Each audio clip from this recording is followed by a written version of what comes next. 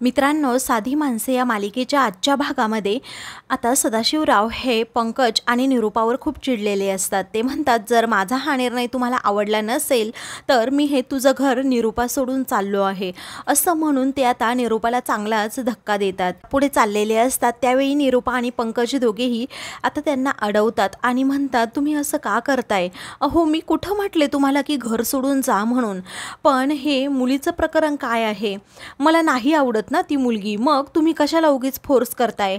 आणि हे असं शब्द वगैरे दिलेलं काही नसतं। अहो, आपल्या लेकराच्या भविष्याचा विचार आपण करायला नको का? मुलगी चांगली वाईट असं काही नसतं, समोरची पार्टी कशी आहे ना ते सुद्धा महत्त्वाचं असतं। निरूपा आता त्यांना समजावू लागते त्यावेळी सदाशिवराव म्हणतात, मला काहीही ऐकायचं नाहीये। जर मी या घरात राहावं असं तुला वाटत असेल तर तुला माझा निर्णय हा ॲक्सेप्ट करावाच लागेल। तेव्हा निरूपा आणि पंकज पार रडकुंडीला येतात तर सदाशिवराव त्यांच्याकडे रागात पाहत असतात। इकडे राज म्हणतो, ताई तुझ्या हातची भाजी ना म्हणजे एक नंबर आहे, खरंच मला खूप आवडली। त्यावेळी मीरा म्हणते, अरे तुला आवडते ना म्हणूनच मी तुझ्या आवडीची भाजी आज केली ही। तेव्हा तो म्हणतो, खरंच ताई तुझ्या हाताची चव म्हणजे एक नंबरच आहे असं तो पुन्हा पुन्हा आता म्हणून कौतुक करत असतो।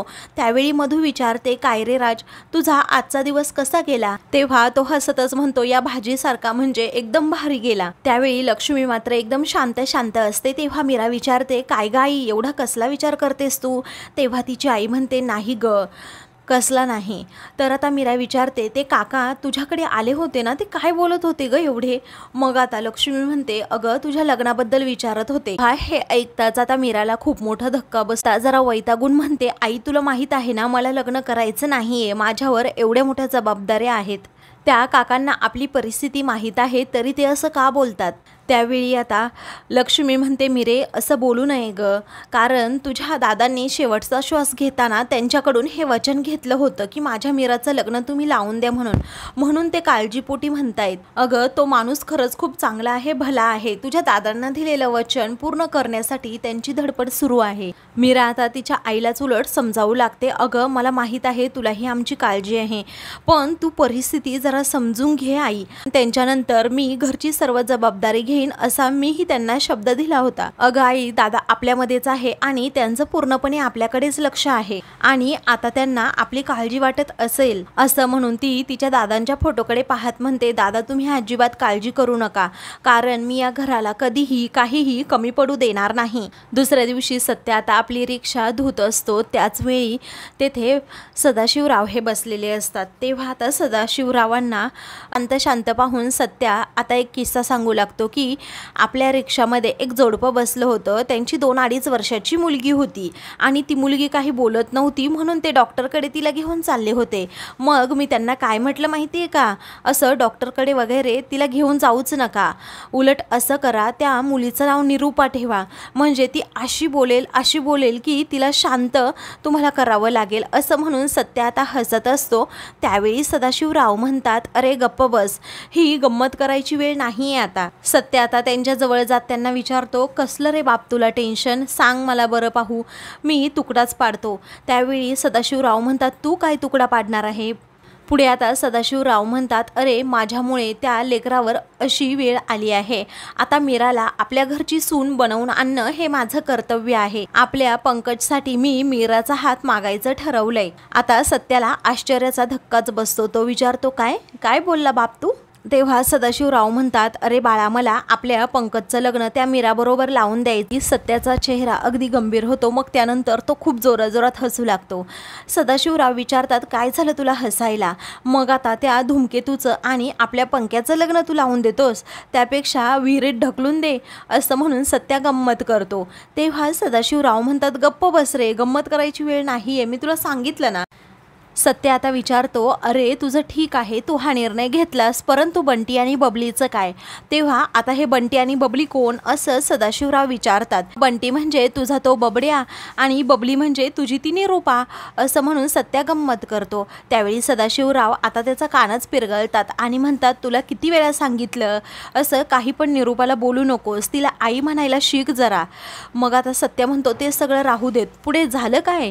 सदाशिवराव म्हणतात, अरे मी काल त्यांना हिम्मत करून म्हटलोच की जर मी ठरवलेल्या मुलीबरोबर तुमचं म्हणजे पंकजचं लग्न झालं नाही तर मी हे घर सोडून जाणार. सत्य आता तोंडालाच हात लावतो, म्हणतो तू असं म्हणाला बाप. तेव्हा सदाशिवराव म्हणतात हो मग. त्यांना माझी हिंमत दाखवलीच. ते आता पुढे विचारतो मग प्रॉब्लेम काय आहे आता. तो हो म्हणाला की नाही. तेव्हा सदाशिवराव म्हणतात प्रॉब्लेम आता फक्त त्या मुलीचा आहे. मी डायरेक्ट आता घरी त्यांना जाऊन विचारणारच आहे आणि लग्नाची थेट मागणी घालणार. दुसरीकडे पंकज आता साराला भेटायला आलेला असतो. त्यावेळी आता ती म्हणते काय झालं हनीबनी, तू एवढ्या टेन्शनमध्ये का आहेस. तेव्हा तो म्हणतो अगं एक खूप मोठा प्रॉब्लेम झाला आहे. माझ्या पप्पांनी माझं लग्न एका मुलीशी ठरवूनच टाकलं आहे असं म्हणायचं. त्यांनी माझ्यासाठी एक मुलगीसुद्धा पाहिली आहे. मग आता ती म्हणते काय असं म्हणून तिला धक्काच बसतो. ती म्हणते हे बघ मला माहीत होतं तू मला फसवणार आहेस असं म्हणून ती रागातच आतमध्ये जाते. सारा सारा करत पंकज लगेच तिच्या पाठोपाठ जाते. लक्ष्मी आता फुलांचा हिशोब सांगत असते आणि 1800 रुपये शिल्लक राहिले आहेत असं मीराला सांगते. मग आता मधू तेथेच अभ्यास करत बसलेली असते. त्याचवेळी आता सदाशिवराव हे तेथे येतात. तेव्हा त्यांना पाहताच मीराला तर खूप मोठा धक्का बसतो. सर्वजण आता त्यांना आतमध्ये या असं म्हणतात. सदाशिवरावांना आता ते बोलवल्यानंतर लक्ष्मी लगेच मीराला म्हणते अगं चहा टाक. मग आता सदाशिवराव म्हणतात नको चहा नको आहे मला, मी तर खरं तर तुमच्याबरोबर बोलायला आलो आहे. तेव्हा मी सरसाहेबांच्या इथे कामाला जाते ही गोष्ट तर यांना सांगायची नसेल ना असा मीराला प्रश्न पडतो. तर आता तिची आई म्हणते अगं जा चहा बनवायला. तेव्हा ती आतमध्ये जाते. तेव्हा सदाशिवराव म्हणतात मला खरं तर मीराच्या लग्नाबद्दल बोलायचं आहे. मला 3 मुलं आहेत. माझा मोठा मुलगा पंकज त्याने MBA केले मार्केटिंगमधून. दुसरा सत्यजित तुम्हाला तर माहीतच आहे आणि तिसरा रवी हा पुण्याला राहतो. त्यावेळी आता सदाशिवराव म्हणतात आमच्या पंकजसाठी तुमच्या मीराचा हात मी मागायला आलो आहे. हे ऐकताच पाणी घेऊन आलेल्या मीराला आता खूप मोठा धक्का बसतो. दुसरीकडे सारिका ही घर सोडून चाललेली असते. त्यावेळी आता पंकज तिला मनवण्याचा खूप प्रयत्न करतो पण ती अजिबात ऐकायला आता तयार नसते. मग आता ती म्हणते अरे अरे तू मला नेहमी म्हणायचंस ना अगोदर बिझनेस आणि मग लग्न. मग आता तुला लग्न करण्यासाठी ने तुझ्यासाठी मुलगी शोधली आहे तर मग बिझनेस करण्यासाठी पैसेसुद्धा देतील ना. त्यावेळी पंकज आता मनातल्या मनात विचार करू लागतो. दुसरीकडे मीरा म्हणते मी तुम्हाला सांगितलंय ना काका मला लग्नच करायचं नाही आहे कारण माझ्यावर सर्वांची जबाबदारी आहे. तेव्हा लक्ष्मी म्हणते पण तुमचा मुलगा खूप शिकलेला आहे, तो आमच्या मीराला कसं पसंत करेल. सदाशिवराव म्हणतात मी आजच त्यांच्याबरोबर बोलणार आहे, तुम्ही काळजी करू नका असं म्हणून आता ते तसा शब्द देखील देतात. तर दुसरीकडे पंकज हा विचार करतो आणि सारिकाला म्हणतो अगं मला ही गोष्ट अगोदर सुचायला हवी होती, म्हणजे खरंच तू हुशार आहेस. सारिका म्हणते म्हणजे तुला काय म्हणायचंय. तेव्हा तू म्हणतो अगं मला काय म्हणायचंय हे तू समजून घे. मी जर आता या लग्नाच्या गोंधळामध्ये बाबांकडे पैसे मागितले तर ते मला लगेच देतील. मग आपला बिझनेस त्याचबरोबर आपलं घर बंगलो गाडी सगळं काही होईल असं म्हणून तो तिला आता मिठी मारतो.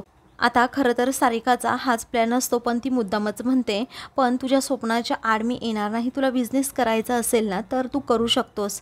तो तिला मिठीत घेत पुन्हा म्हणतो हे बघ तू खूप ग्रेट आहेस, मला एक आयडिया सुचली. आता ती सुद्धा गालातल्या गालात हसत असते. इकडे मीरा म्हणते काका पण मला लग्नच करायचं नाही आहे, मी माझा निर्णय सांगितला आहे. तेव्हा ते म्हणतात बाळा कधी सर्वांना आता लग्न करायचंच आहे त्यामुळे तू अशी माघार घेऊ नकोस बाळा. मला माहीत आहे तुझ्यावर सर्वांची जबाबदारी आहे, कधी तुला लग्न करावंच लागणार आहे, उद्या नाही तर मग आजच का नाही असं म्हणून सदाशिवराव हे तिला समजावतात. आणि जेव्हा तुझा निर्णय होईल ना तेव्हा मला सांग, मी पुन्हा येईन असं म्हणून सदाशिवराव हे आता तेथून जातात. त्यावेळी आता मीरा विचार करत असते.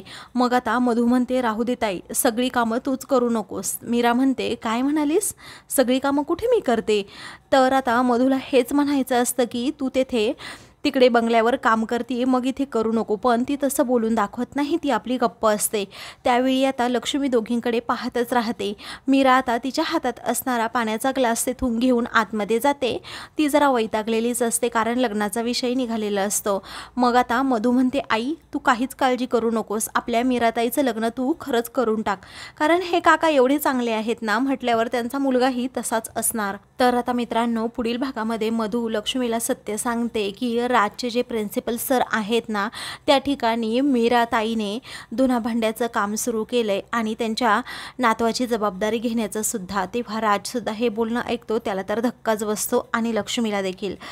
आता मीरा ही त्या सगळ्यांकडे पाहतच राहते, ती खूप घाबरलेली असते. दुसरीकडे पंकज आता सदाशिवरावांसमोर अट ठेवतो की जर तुम्ही मला रिटायरमेंटचे सर्व पैसे दिले तर तुम्ही म्हणाल त्या मुलीशी मी लग्न करायला तयार आहे. मग आता सत्य हे सर्व बोलणं ऐकतो आणि सगळे पैसे का, मलाही बाप पैसे पाहिजे अशी मागणी करतो. सदाशिवरावांना आता काय बोलावं हे सुचत नाही. अशाच मालिकेंचे पुढील भाग पाहण्यासाठी चॅनलला सबस्क्राईब करा.